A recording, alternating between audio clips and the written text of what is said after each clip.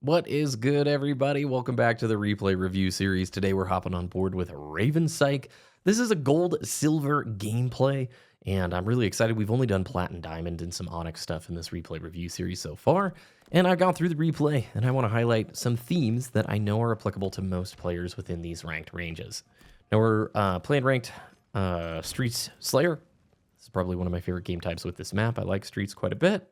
It makes a lot of sense. I think this is one of the simpler maps to understand and to sort of understand spawns. But we're not going to be talking a ton about that today because I've been doing the replay review series since Halo Reach. I think we might be getting to like 100 replay reviewed over the years, and there are themes that carry on from Halo game to Halo game. And we're going to talk about, usually in silver and gold, right?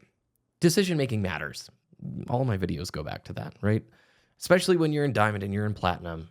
The big macro decisions of your decision making, those things are incredibly important. Map positioning, controlling spawns, working with your teammates, all that stuff really matters. But down in gold and silver, a lot of it comes down to comfort on the sticks. And if you can't execute at a base level, you're going to have a really tricky time. So this is a theme I've already gone through the replay. A lot of times people will commit so hard in this ranked range to fights that are absolutely losing. So if I saw this situation right now, I wouldn't be pushing into court. I would be trying to wrap straight back around brick, get over to pillars, B street, something like that. Because in this situation, no matter how well you shoot, you should lose this fight 100% of the time. You might be able to take 1-1 out with you if you play super well. But if we just straight up commit, we drop into court, we're doomed, right? We're in the situation that is completely losing. And come on, let's go third person. There we go. Notice you've got two of your best friends right here. You're doing a good job sticking close to your teammates. So in situations like these, you really have to get comfortable making a split-second decision of committing or repositioning. And here, obviously, in the replay, it's much easier, but I want to try and condition you to recognize situations where you're at a losing position. You don't have to sacrifice a place like this, which has much more power and versatility than court, right? So in brick, there's so many ways that you can bail and reposition. And a lot of times a power position in older Halo games, height and the ability to flee, like multiple positions where you can get away. So let's continue. But as I mentioned, a lot of it comes down to just general comfort on the stick. So good spawn right there, stalker rifle pickup. You see where your teammates are, you're going to push towards them. I like this, picking up the stickies. We're going to see a very similar situation right here. I think, did you do that ping or did a teammate do that ping? So you already know two people on my screen, regardless of the ping or not, and you're going to push right back over the wall again. I think that was an accident because it didn't look like you were crazy committal. But again, same theming. Gosh, the replay mode in Infinite is a little goofy. Once you saw and you dropped and you push that guy back in, you know you're getting peppered from here and there's probably no chance to take him out. Just wrap. Just wrap back around, right? Your teammates are here to help out. All right. Today's going to be a little bit different because I am going to show a cool little set of drills that are going to make your comfort on the sticks a whole lot more. And what I mean by that is just moving around a map and placing the crosshair where you think the opponent is going to be. It sounds like one of the simplest tips ever. And in fact, I remember when I first heard it back in the Halo Reach days. I think is it Fear Itself? He gave this great sniping tip video where he just talked about place your crosshair where you think the opponent is going to be.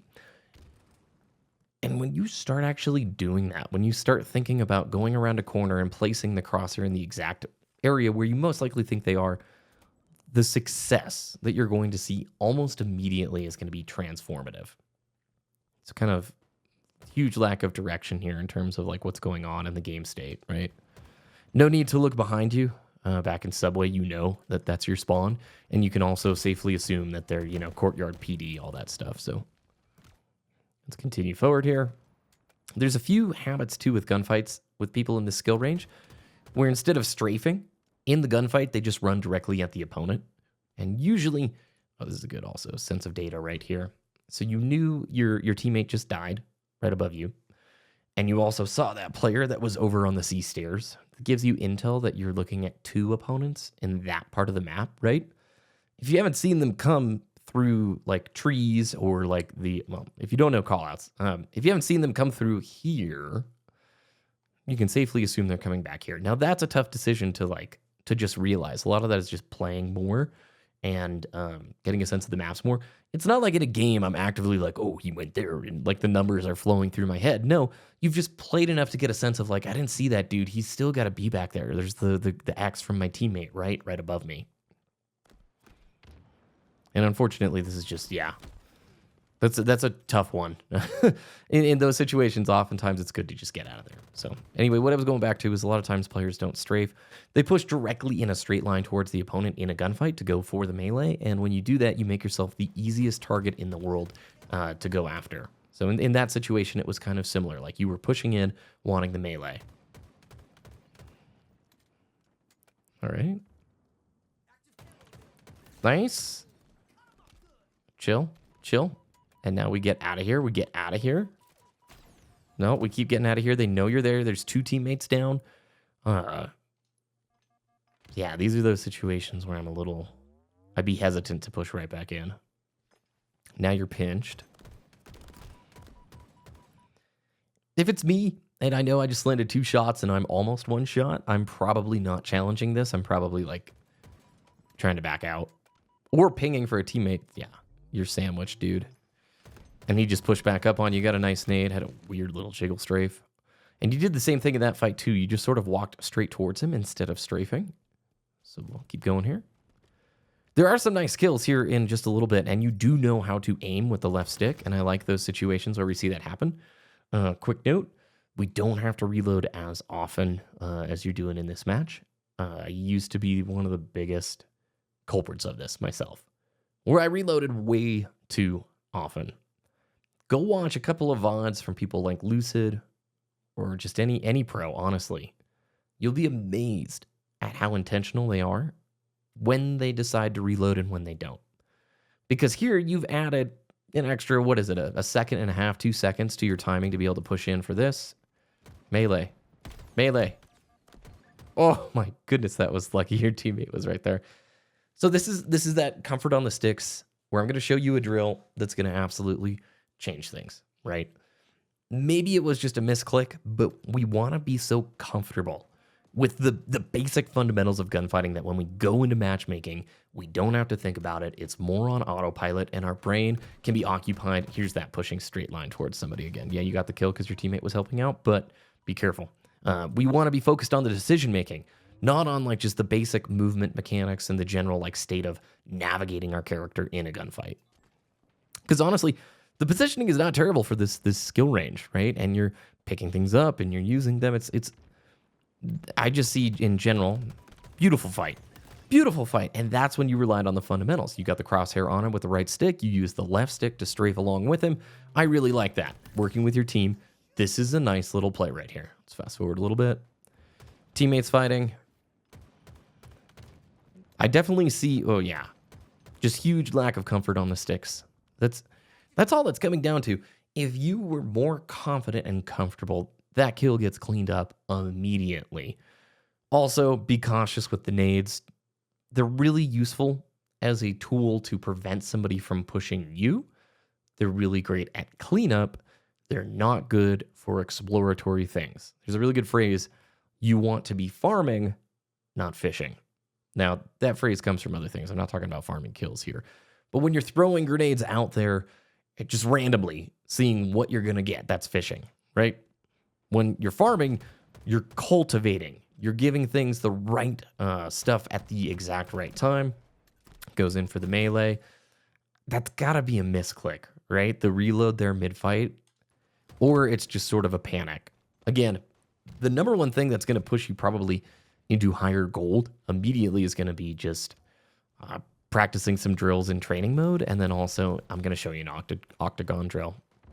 The sensitivity may be too high, by the way. I would be really curious, Raven, if you would leave in the comments below, what sensitivity are you on?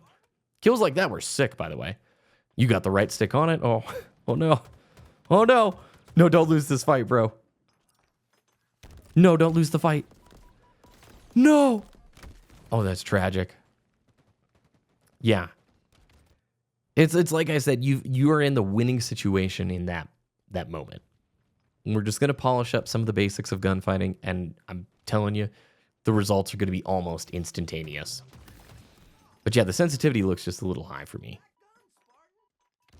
And the way I can tell by the, again, I might be totally wrong here, but just watching these replays, usually when you over aim, or when I can tell it looks like you're really uncomfortable moving the crosshair just like an inch or two to snap onto somebody. These nades, dude. That's also one of those times where you have to have discipline. And just because your teammate is in there doesn't mean you can't go and help. He could have lost that fight, you know what I mean? All right. So that was good. You snapped right onto him. Let's talk about the aiming where you think they're going to be. And I'll show this in a clip right here.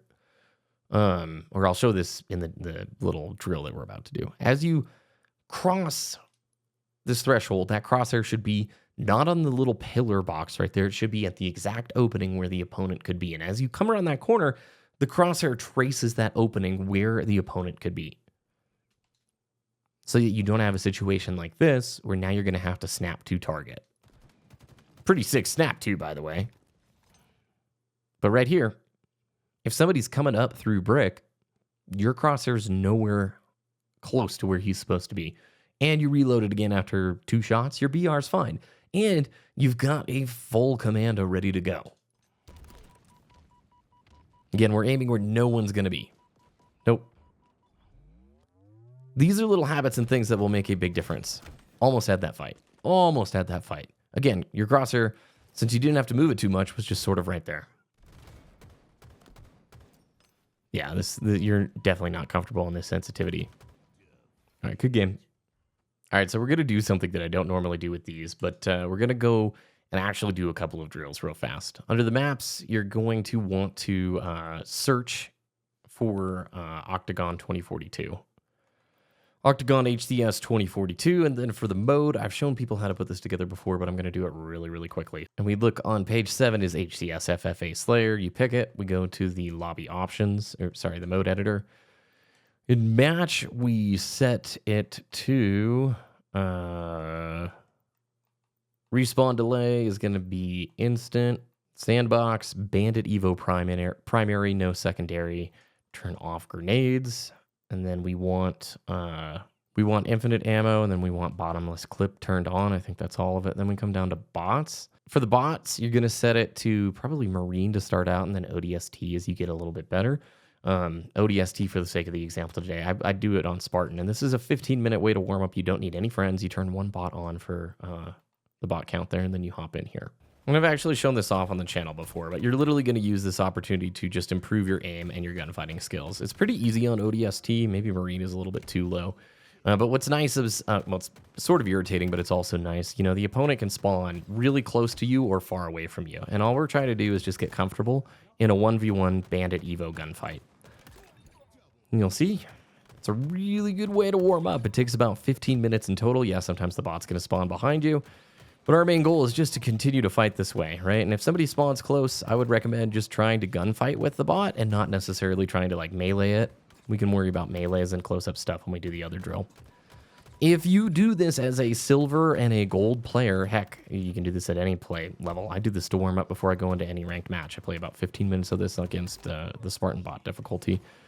And by the end of 15 minutes, I'm telling you what, I'm landing shots consistently. I'm getting perfects. I'm snapping to target really well. And the big thing, I want you guys to notice, I'm not just using my right stick. Here, if I'm just trying to aim with my right stick, I'm not very good. But if I use my left stick to follow the bot's strafe, right? I'm not mirroring it one-to-one, but I'm using my left stick to do a lot of the aiming. I'm going to immediately see huge improvement, right?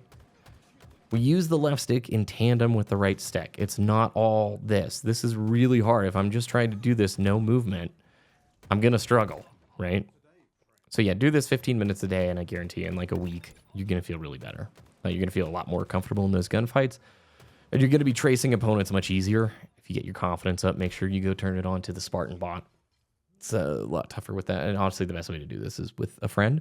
But I know not a lot of people always have somebody on who can run this with you. And the bots, they do a good enough job. They're not going to be nearly as good a strafe as what you're going to find in like a Diamond Onyx lobby. But you know what? it's more than good enough, and we didn't have training tools like that back in the day. If you didn't have a friend on, you couldn't go and train. You couldn't go and spar. So let's go into the training mode itself in the academy, and I'll show you what I mean. We're going to go over onto streets because that's what we were just playing. So a good thing to do is to just practice your crosshair placement. So if I'm going to be, let's actually go to that same example that I was using earlier from your match, right? If I'm about to peek this angle, my crosshair is going to like live in this tiny little spot right here, right? And as I come across, right, as you open up the plane, you check, right? You're placing the crosshair where you think they most likely will be, as we are sort of like checking this angle, checking up here. And my aim, by the way, is not very good. I still feel uncomfortable in Halo Infinite on controller. And I get away with a lot of stuff because I'm typically pre-aiming where I think the opponent is going to be. Like if I'm going to peek this angle, I don't need to be like this far out. I don't need to be way out here. I want to be cozied up next to this so that I can, you know, easily push myself and pull back here. By the way, if any of you still feel uncomfortable on the sticks in Halo Infinite, let me know, man. I've not been able to feel as good as I do with like MCC and those other games. So yeah, I think this is a good practice to just go cruise around a map and kind of have fun. You know what I mean? Like pick weapons up, try and do cool curb slides, shoot equipment, you know what I mean? But I'm trying to always aim where I think the opponent is, right? If I'm really being active and checking things, this is another like good example here with Nest. Just like, I'm right here. I'm living right here. If you want to be really critical, you can go to any of my replays and you can see where I could be practicing and improving to check these angles. Part of the knowledge of the pre-aiming is just knowing like, okay, where can they be? From this current position, I can only really aim at like 2 particular sight lines. All right, so what I've done is I've turned on 4 bots. I've turned Deathless on for myself. And what I'm trying to do here in these fights is not push directly at them in a straight line. I want to fight and strafe. Because even when they're like up close like this, if I just push straight at him, he doesn't have to move his crosshair ever to take me out. Now, this is one of those ranges where you could potentially push in. But most of the time, unless they're going to be the aggressor, unless you're positive you can really punish them for getting too close, rushing straight in for the melee is like a really good way. This is a great example right here. A really good way to lose the fight. I've got the height right here, not him, you know? This is the spot I want to hold. I know there's more enemies out there. I don't want to push straight towards him, even though I know the melee feels good. And especially if you're uncomfortable on the sticks, most people are going to go for what feels good first versus what is like the right play to make. So anyway, that's where I would start. I honestly would literally just cruise around in training mode. I would do the octagon, and I think you're going to see a huge improvement. Just being comfortable at a base level. So like we said, you can think about the game state.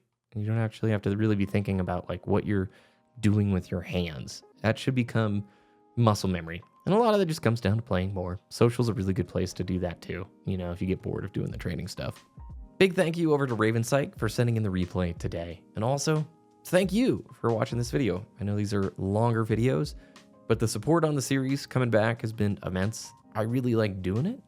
And so I will just keep producing these. If you all enjoy it, let me know down below. It's very helpful. If you'd be so kind to do the YouTube things, hit the thumbs up button, drop a comment. We'll see you again in the next video.